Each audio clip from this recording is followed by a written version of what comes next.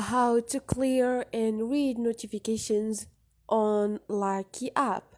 Hi guys, in this video I will show you how to clear and read notifications on your Likee app easy and quick.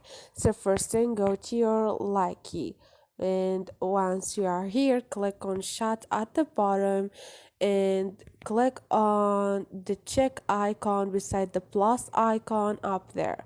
And now clearing and read notifications will not delete them. You can click on confirm and delete all your and read notifications on your Likee app. So this is it guys, just click on the check icon and click on confirm, and this is it. Hope this video was helpful. If it was, don't forget to subscribe and like.